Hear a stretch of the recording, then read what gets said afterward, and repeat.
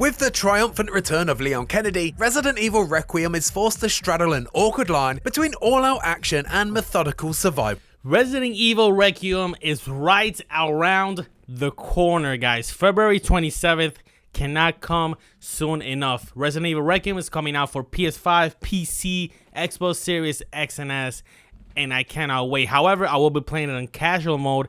But now the final preview is out here. A lot of people have played the game. They played for a couple hours, and let's see what IGN has to say about it.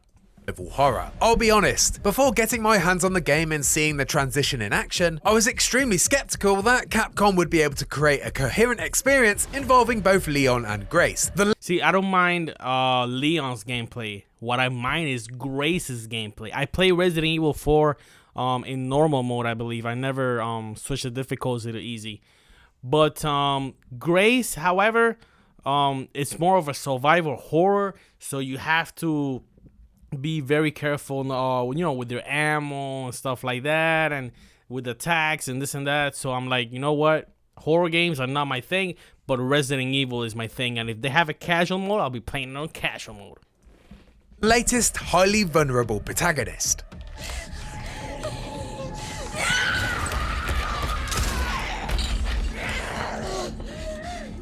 Hey, over here. The switching between their polar opposite styles sounds jarring, which is almost never a good thing. And although it's been a while, it's not like we haven't been burned by Capcom's desire to push the series towards action before. But guys, it looks gory. Graphically, I know it's gonna stun a lot of people. I'm sure it's gonna look beast on PC as well, and on PS5, I'm sure it's gonna look great as well.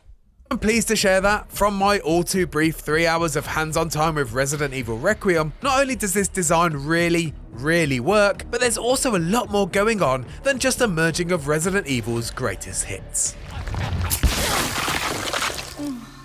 That's too effective. My playtime started with a short test drive of Leon, and Resident Evil 4 muscle memory kicked in immediately. Make no mistake, this plays just like the recent remake, enhanced with some new clever additions suitable for a veteran badass. Leon is more handy than ever, with a deadly hatchet that he can swing mercilessly added to his regular arsenal. Nice. Leon can also Yo, the melee in Resident Evil Requiem, guys, Leon is a beast. He is a beast. He has a hatchet.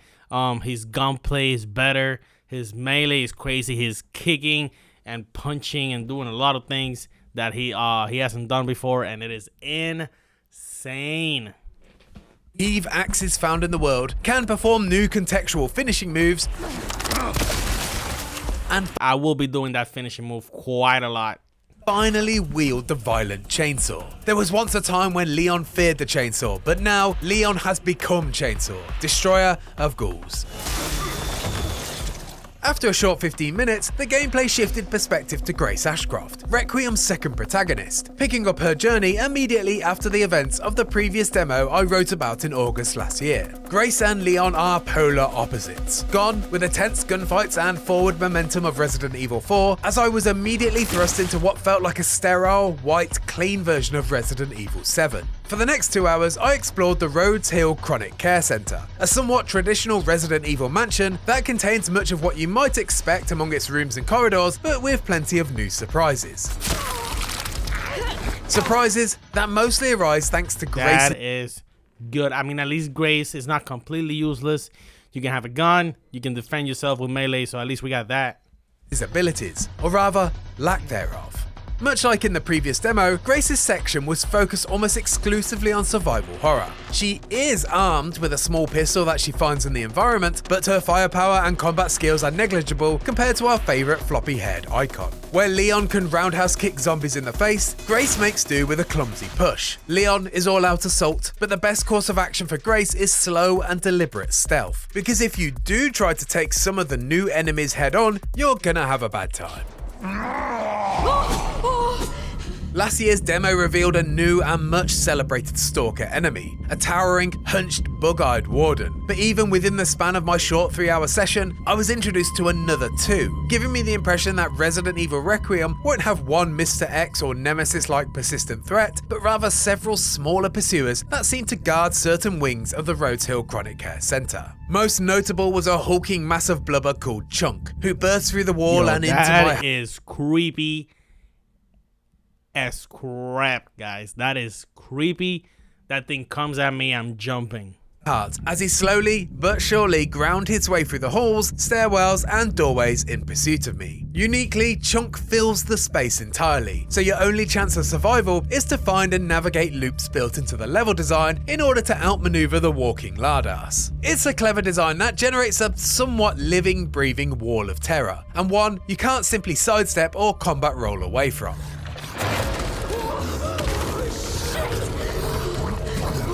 Much like the stalker I escaped last year, Chunk is cleverly implemented into the context of traditional safe rooms. Where the room's bright light caused the previous stalker pain, Chunk simply can't physically squeeze his sheer mass through the door, making sure that there's a logical in-world justification for a room of respite. As well as Chunk, I also ran into a 7-foot tall hulking unit masquerading as a chef, who, until he noticed me, was completely focused on his chopping chores. This soon-to-be stalker wasn't yet in searching mode, rather he was fulfilling, I assume, his pre-infection duties. And this kind of behaviour isn't unique to the chef. It turns out in Resident Evil Requiem, the traditional zombie fodder is just as much a star of the show. You see, zombies not only talk now, but also have their own personalities. Now I wonder if those stalker enemies, do you have to kill them, or can you just run away from them, or like I'm trying to see what is it that we have to do, because if you gotta kill them, then you gotta figure out where the ammo, get some ammo, get some stuff. But yeah, I mean, I guess I'll see when I play the game. That's why I'm playing casual mode, because I don't want to die too much. The undead are no longer unfortunate generic lost souls, but rather husks that retain a smidge of living personalities, hanging out in the space that they once occupied. There's the lounge singing Shrieker in the bar area, who, before being alerted, entertains herself by belting out a ditty.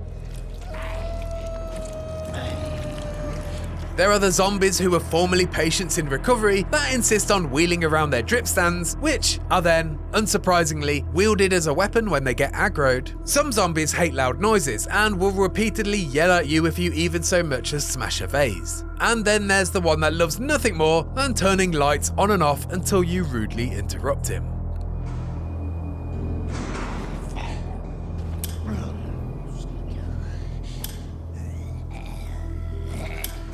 If it's not clear by now, Resident Evil Requiem, aside from being packed with action and fear, is also now funny, something that the series has never, at least intentionally, achieved before. As Grace creeps around the hospital, there's the continual threat that around every corner awaits horror, or laughter, or sometimes even both. When you can hear the undead nattering away in a room you know you have to enter to... Guys, I want you to see how good this game looks, right? Like, it's like you're entering an actual house, an actual castle, whatever it is, right? Requiem, the graphics jump from Village to Requiem is insane. Village is on the same generation of consoles. So let's put that also into perspective. How Village looked compared to how Requiem looks, and it's the same console generation, okay? To me, it looks a lot better. Lighting is crazy. And we get to see Leon in 4K. But, yeah, I mean, it looks insane. Achieve your next objective, it's hard to know whether to be scared or have a good chuckle. On paper, this sounds like it could be awful. I'm aware of that, but honestly, it's so good. I laughed so hard when I caught one particular dopey zombie red-handed, both literally and figuratively, lifting a large and importantly red canister to throw my way. I'm sure you can imagine what happened next. The zombie fodder isn't just around to entertain and quickly be disposed of though. As Grace, the undead are a significant threat, always moving a little faster than you anticipate. Their fallen corpses also pose a significant conundrum, as they have the ability to turn into blister heads, a reinvention of Resident Evil Remake's Crimson Heads for a new generation, that reanimate with a bulbous cranium and become significantly tougher to take down. Fortunately, Grace has a new tool at her disposal. a hemolytic injector that weaponizes the buckets of blood lying around the place. Seriously, it's everywhere. Creating a lethal injection that can be used as a preventative measure against blisterheads when injecting a fallen enemy, and as a stealth attack against anything that's still moving. Beyond the new enemy types, playing as Grace does feel familiar if you've played either Resident Evil 7 or Resident Evil 2, although obviously it leans more towards the latter if you choose to play as Grace in third person. You're exploring a huge mansion with locked doors, there are obtuse puzzles to solve, antique coins to find that can upgrade your equipment, Mr. Raccoons to shoot, safe rooms with a typewriter for saving and a storage box for inventory management, and so forth. Leon, however, Puzzles is another thing I struggle with, so yeah. can brute force open certain doors that Grace can't, and is far more aggressive with combat compared to Grace's methodical stealth. You can also choose to play as Leon in first person, though after a brief dabble, it felt very unnatural to do so. I can't help but think Capcom built the game with Leon in third person and Grace in first person in mind, but it's hard to complain about more choice, despite knowing deep down the development team surely had a preference. My demo ended with a second, all too short stint as Leon, which allowed me to revisit sections of the care center I'd previously experienced with Grace. Interestingly, this section demonstrated perhaps my favourite element of this hybrid experience. Leon is also exposed to some of the tougher combat encounters that I'd suffered through as Grace, although the perspective, much like my viewpoint of choice, is very different. When I met Chunk as Grace, I immediately retreated and was forced into a game of cat and mouse. The threat is intimidating and encourages you to tread lightly. As Leon, however, emboldened by my newly acquired shotgun, I felt instantly trigger happy, unloading shells right up into Chunk's face and launching hatchet attacks on his head as part of a fight that felt somewhat reminiscent of the El Gigante encounters in Resident Evil 4. To Grace, Chunk and his fellow creeps that fight was good. Resident Evil 4 Remake, to me, goes down as easily a top 5 best remake I can easily say of all time. Okay, that game was amazing. I never played the original Resident Evil 4 on PS2. I got into the remake, and man, what a great game graphically. Everything, story, everything was just so amazing. To me, that's like a 9.5 out of 10 game. Literally almost a 10 out of 10. I really enjoyed it. It was really nice. Stalkers. To Leon, they're targets. This ethos was reaffirmed when taking on a wave of blisterheads with Leon at the end of my playtime. With Grace, I waited patiently for a stealth attack opportunity. With Leon, I was hurling hand grenades and throwing axes for fun.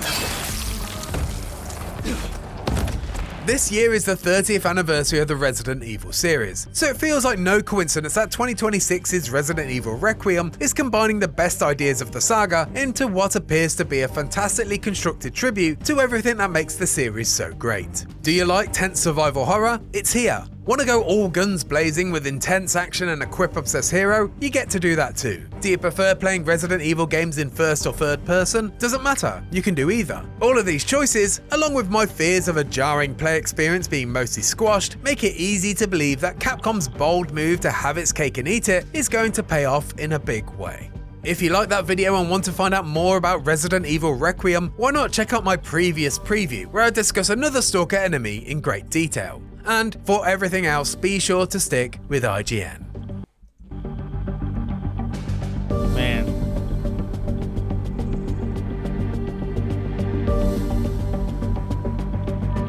That is crazy, guys. Crazy. Resident Evil Requiem is going to change the game for Capcom. I think 2026 is, apart from being just a great year in gaming, is going to be the best year for Capcom. They have 3 big heavy hitters. So we got Resident Evil Requiem. They got Onimusha. What's the subtitle? Onimusha Way of the Sword. That game looks insane. I've covered it on my channel as well. And they got Pragmata. Those are 3 big heavy hitters for Capcom. And they're all releasing the same year. Well, hopefully Onimusha doesn't get delayed because I really want to play that one the most. Resident Evil has to be a classic. You have to own that. But Pragmata is also a new IP and it looks really great, good as well. Let me know what you guys think about Resident Evil Requiem. I think it's looking amazing. It's looking very, very good. It can definitely be up there as like one of the best Resident Evils. Hopefully it does deliver. I'm most excited to play as Leon. Obviously, I think everybody is. But there's a lot of people that like Grace's gameplay. You know, that survival horror, that just stealth and being careful and all that. I think graphically, this obviously is the best Resident Evil up to date, and Capcom can only just take it from here. So let's see, man. Let's see. It's right around the corner, guys. Resident Evil Requiem, PS5, PC, Xbox Series X and S. Thank you guys so much for watching. Don't forget to subscribe, guys. Subscribe to the channel. Hit the like button, comments, share, all the great stuff that you guys do. Thank you so much for watching. God bless. And until next time, let's game.